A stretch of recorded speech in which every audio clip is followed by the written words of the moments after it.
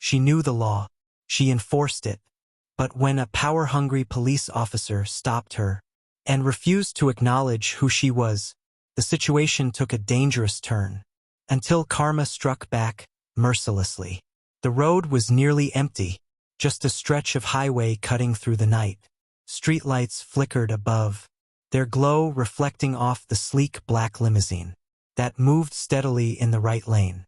Veronika Coldwell had been driving for nearly an hour. Her mind was still occupied with the classified meeting she had just left. As the newly appointed FBI director, long hours and even longer nights were part of the job. But she was used to that. What she wasn't used to, what she didn't expect, was the sudden flash of red and blue. In her rearview mirror, her grip on the steering wheel tightened slightly. Her eyes flicked to the speedometer. Exactly 65. Not a mile over. No sudden movements. No reason to be stopped. Yet the police cruiser behind her stayed on her tail. She exhaled through her nose and signaled to pull over onto the shoulder. Years of experience told her there was nothing to worry about. She had worked with law enforcement her entire career. She knew the protocol. She understood the system. But as the cruiser finally came to a stop behind her, a strange unease began to creep into her mind. Why was the officer taking so long? Too long. Veronika adjusted her rearview mirror to catch a glimpse. Finally, the driver's door opened. The man who stepped out wasn't someone she recognized. Not surprising. She didn't make a habit of memorizing every patrol officer in the state. But something about the way he moved, rigid, almost aggressive. His left hand hovered over his belt, fingers near his weapon, while his right hand swung a flashlight slowly. As he approached her window, she pressed the button to lower the window and kept both hands visible on the wheel. "Good evening, officer," she said calmly, professionally. The man stared at her for a moment. The flashlight stayed pointed at her face. Too long, too intense. License and registration. No greeting, no explanation, just a demand. Veronika suppressed a sigh. This wasn't normal. "May I ask why I've been pulled over?" she asked, keeping her tone composed. The officer continued chewing gum, eyes fixed on her for a few more uncomfortable seconds, then repeated, "License and registration." Veronika didn't move right away. Her instincts, the same ones that had saved her life more than once, told her this wasn't routine. She needed to take control of the situation before it escalated. "Sir," she said carefully, "I'm reaching for my bag from the passenger seat." No response. Slowly, she moved, retrieved her wallet, and handed over both her FBI credentials and her driver's license. The officer didn't take them. He glanced at the badge, then back at her. "FBI, huh?" She nodded once. "Yes, sir." Silence. "Step out of the vehicle." The words weren't loud, but they hit like a slap. Veronika blinked. "I'm sorry." The officer stepped back half a pace. His right hand now floated over his gun. "Step out." The tension in the air was thick, pressing against her chest. There was no reason for this. She had followed the protocol to the letter. She had identified herself. Yet this man was treating her like a threat. She had seen this happen before. Not to her, not like this, but she had read the reports. She had seen the footage. She would not become the next headline. Her pulse stayed calm, but her mind raced, evaluating options. She knew how quickly things could spiral. She knew how to survive. But before she could decide what to do next, the officer's patience snapped. He reached for the door handle. That's when she knew. This wasn't a traffic stop. This was something else. But Veronika wouldn't let fear control what happened next. She had spent her entire career preparing for moments exactly like this. But she wasn't going to back down. The click of the door handle shot through Veronika's body. Not fear. Not yet. But a sharpened awareness. Her left hand shot forward, grabbing the inner door latch, just before Officer Daniele Kearns could open the door. "Step back, sir," she ordered. her voice firm but composed. "You're acting outside of protocol." Kearns didn't move. If anything, his grip on the handle tightened, his knuckles turning pale under the strain. "I said step out of the vehicle." She could hear it now, the edge in his voice, the need for control he was trying to impose. Veronika had dealt with men like him before, men who confused authority with dominance, who pushed boundaries, just to see how far they could go. But this wasn't a power-hungry bureaucrat in a suit. This was a man with a badge, a gun, and a temper that made him dangerous. She gripped the door handle tighter. "On what grounds, officer?" For the first time, Kearns hesitated. His lips parted, as if he were searching for an answer. But instead of responding, he did something worse. He stepped closer, the flashlight still in his left hand, its beam fixed directly on her face, blinding her. All she could see now was his silhouette. "I don't owe you an explanation," he said. Veronika didn't blink. "Yes, you do." The flashlight stayed still, but his jaw clenched, anger replacing the last bit of control he had left. "Lady, I don't care who you work for." Veronika's heartbeat stayed steady, but the reality of the moment shifted. This wasn't just about aggression. This wasn't just a cop crossing the line. He wanted her to be afraid, and fear was something Veronika Coldwell had never allowed herself to feel. "Then let's call your superior," she said coolly, "and see if he doesn't care either." That pushed him over the edge. The flashlight dropped, and before she could react, his free hand slammed against the roof of her car. The loud bang shattered the night, a sharp, violent sound that echoed down the empty road. "I said step out." For the first time, Veronika glanced at his name tag. Kearns. She wouldn't forget it. Her fingers itched to reach for her phone, but she knew one wrong move could be seen as a threat. She had seen it happen too many times. So instead, she kept her hands visible and fixed her gaze on him, a look she had used in countless interrogations, one that stripped a man bare, until only the truth remained. "You're making a mistake, Kearns." He let out a harsh, humorless laugh. "No, the mistake was thinking you could give me orders." That's when she saw it, a shift in his stance. His right hand twitched toward his belt, then stopped. He was considering it. The air between them thickened. Then, a second vehicle pulled up. Red and blue lights flooded the scene, as another patrol car came to a stop behind Kearns' cruiser. For a split second, she felt a flicker of relief. Another officer meant a witness. It meant accountability. But then she saw who stepped out.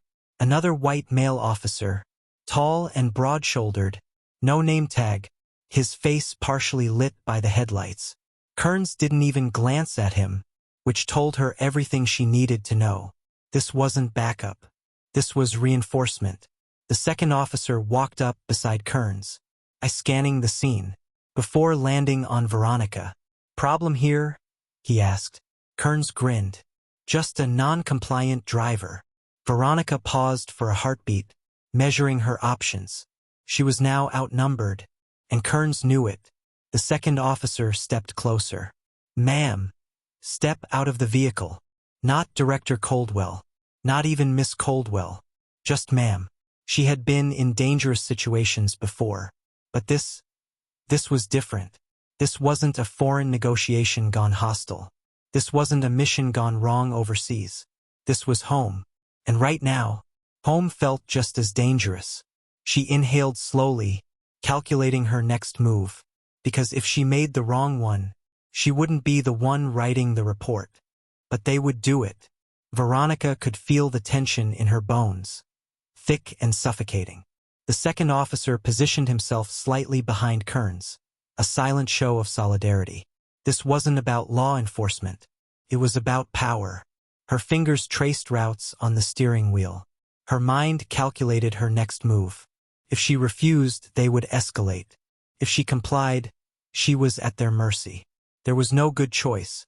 "Ma'am," the second officer repeated. His voice pretended calm. "Step out of the vehicle now." Veronika exhaled slowly through her nose. Her pulse remained steady, despite the warning signs screaming inside her. She had sat at negotiation tables where a single wrong word could cost lives. She had to remain in control. With deliberate slowness, she reached for the door handle, keeping her other hand clearly visible. Kearns stepped back, just far enough to give her room. The moment her feet touched the asphalt, the cold night air bit into her skin, amplifying the adrenaline already surging through her veins. It burned inside her. She was vulnerable now. Kearns towered over her, positioning his body to block the view of the dashcam. The second officer stayed a step behind, covering all blind spots. She had no doubt. They had done this before. "Turn around," Kearns ordered. Veronika didn't move. "You still haven't told me why I'm being detained." Kearns' nostrils flared. Suspicious behavior. What behavior? He grinned and shook his head, as if she were just another problem to be solved. Refusing to cooperate, it was a trap. Refusal would justify escalation. Compliance meant surrender. She knew the game. She had read the reports. Then he grabbed her wrist. Too hard, too fast. Her instincts kicked in immediately. Her body shifted just enough to recoil, without appearing aggressive. "Let me go," she yelled. Her voice pierced the night, but Kearns didn't let go. The second officer stepped closer. "Do we have a problem here?" Kearns' grip tightened. "I believe she's resisting." The words made her stomach turn. The second officer reached for his radio, his lips already parting to speak the words that had justified so many senseless escalations. "We have a non-compliant suspect, not a citizen, not an FBI director, just a suspect." And then came the gun. Kearns didn't hesitate. His hand dropped to his holster, released the latch, and before she could react, the barrel was just inches from her face. Time stretched, distorted around her. Veronika was trained for crises. She had faced cartel leaders, domestic terrorists, violent criminals. But this was different. This wasn't a battlefield. This was a roadside in the middle of nowhere. And she was unarmed. Her breath remained calm. Her hands rose, palms up. Everything inside her screamed to move, to react. But she knew how that would end. The silence was suffocating. Then Kearns spoke. "Do you feel powerful now?" Veronika felt something shift inside her. This had never been a traffic stop. It was about humiliation. Her vision narrowed not from fear, but from fury. Not for herself, but for every name she had seen in reports like this, for the people who never got to tell their side of the story. She opened her mouth, choosing her next words carefully, because they might be her last. But before she could speak, a voice cut through the night. "Hey, I'm recording this." The call came from somewhere at the edge of the road, slicing through the heavy tension like a knife. It wasn't just the words, but the force behind them. Someone had seen. More importantly, someone had evidence. Kearns didn't lower the weapon, but the change in his posture was immediate. A fleeting glance toward the voice. Veronika followed his gaze, barely turning her head. A man stood at the roadside, phone raised. The glow of the screen reflected in his glasses. He was at a safe distance, but close enough to capture every detail. Close enough to show the world. "You sure you want to do this, officer?" The man called out, his voice steady, despite the pressure of the moment. Kearns' jaw tightened, but he didn't respond. The second officer stepped forward, as if considering damage control. They no longer had control. Veronika could see it in their eyes. The calculation, the panic pressing against their authority. They had grown too comfortable in the shadows, in the silence of unrecorded incidents. But this was different. Kearns exhaled sharply, his fingers still wrapped around the grip of the weapon. The next move would decide everything. Veronika knew she had to push. "Put the gun down." Her voice sliced sharply through the air. Kearns didn't move. His breathing grew shallower, his mind racing to find a way out. The second officer's radio crackled. "Unit 47, Status 1. Heartbeat of silence." Then the sirens grew louder. Faint at first, then swelling. Backup, but not the kind they wanted. Kern's grip finally loosened. His hand dropped slightly, but he didn't holster the weapon. Instead, he turned to the second officer. Get him to stop filming. A wave of nausea hit Veronika. She knew exactly what that meant. The second officer moved without hesitation, stepping in the direction of the witness, one hand reaching toward his belt. Not this time, Veronika said, stepping forward. Touch him, and I will personally make sure. You're charged with obstruction of justice. That stopped him, for the first time. It hung in the air. The threat, the shift in power dynamics. Slight but real. The sirens were closer now, just seconds away. Kearns no longer looked at her, his eyes fixed on the approaching lights. His mind was spinning, scrambling for an exit strategy. Veronika recognized that look. Desperation, and desperate men often made reckless decisions. She had only seconds to make sure she got out of this alive. But would it be enough? The sirens became deafening. The harsh lights reflected off the asphalt. As multiple cruisers skidded to a stop, the witness kept his phone steady, the red recording light burning like an unblinking eye. Veronika didn't dare move. Kearns still held the weapon, but his posture had shifted. The confidence, the untouchable arrogance, had vanished from his face, replaced by something tighter, something that almost looked like panic. Doors flew open. Officers jumped out. Hands hovered near their holsters, but didn't draw. They didn't yet know what they were walking into. Then one of them recognized her. Director Coldwell? The name tore the tension apart like a bullet. Kearns barely reacted, but the second officer froze. His mouth opened, but no words came out. The officer who had spoken, a lieutenant based on his insignia, looked between them, taking in the scene. Veronika standing with raised hands, Kearns still holding the weapon, the second officer frozen in uncertainty, and the witness, his phone documenting every second. Veronika seized the moment. She lowered her hands, not in surrender, but in reclamation. Lieutenant, I want these officers placed under arrest. Immediately, the command was clear and unshakable.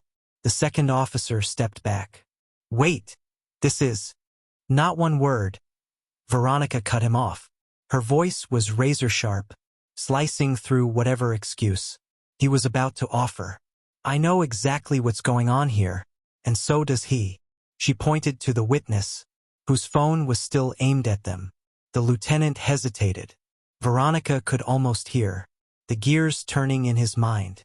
This wasn't just a bad stop. It was a career-ending disaster. For anyone who failed to intervene. Kearns must have realized that too.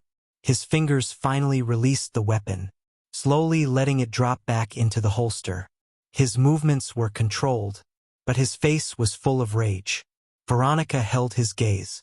This time she wasn't the one afraid. It was a misunderstanding, Kearns mumbled at last. His voice was low, as if he already knew.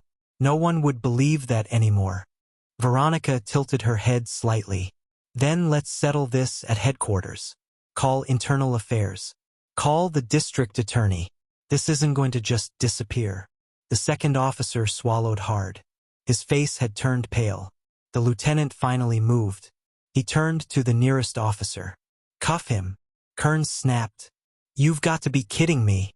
His voice was raw, filled with the disbelief of a man who'd always gotten away with it. Until he suddenly realized. This time he wouldn't. Veronika didn't flinch. You pointed a weapon at the director of the FBI, Officer Kearns. Let me know if you'd like resisting arrest added to the list. She had spent her entire career watching justice nearly happen. Cases tangled in bureaucracy, victims treated like suspects. But not tonight. Kearns was still breathing heavily, as the cuffs clicked shut around his wrists. The second officer didn't resist. He just stared at the ground, like a man finally realizing he had backed the wrong side. The lieutenant turned to Veronika. Director, get them out of my sight. She said it flatly, and just like that, It was over. At least this part. Because Veronika knew. This wasn't just about two corrupt officers. It was about a system that allowed them to thrive, and she wasn't going to let it slide. But what came next was far bigger than tonight. The handcuffs around Kern's wrists weren't just metal. They were the weight of consequences he had spent his whole career avoiding. He stood stiffly, his face twisted in disbelief, as officers led him and his partner toward the waiting patrol cars.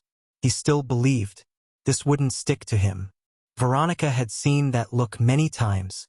Men like him always thought they were untouchable until they weren't. She took a deep breath and tried to stay composed. Anger wouldn't help her now. Action would.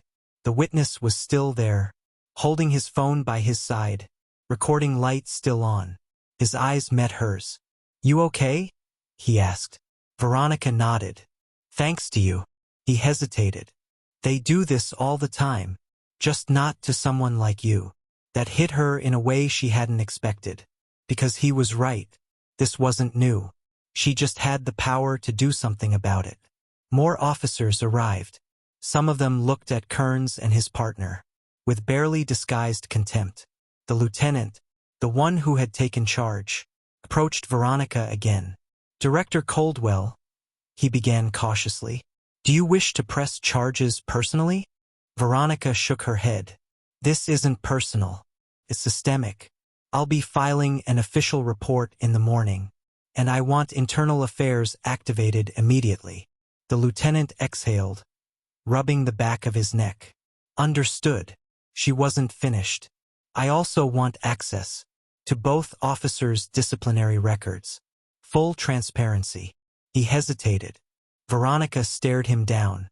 "If you think I'm sweeping this under the rug, you don't know who you're dealing with." Silence. Then finally a reluctant nod. "I'll make the call." "Good. Because this isn't just about this one traffic stop. It's about all the others that were never recorded." The footage hit the news before dawn. By noon, the Department of Justice had launched a formal investigation. Kearns was stripped of his badge and arrested for assault with a deadly weapon. His partner was suspended indefinitely. The police department released a public statement, one of those carefully worded damage control press releases. But the world had already seen the truth, and the truth had consequences. Veronika watched the coverage. From her office, fingers laced beneath her chin. The story spread quickly, and she knew what came next. Calls, press conferences, political maneuvering by people, pretending to care, while secretly wishing she had just let it go. But she didn't let things go. Her phone buzzed. Unknown number. Normally she wouldn't answer, but today she did.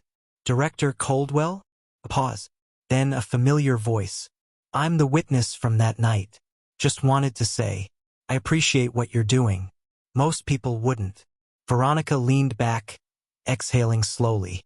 "Most people don't have the power to." A pause. Then quietly, "But I do."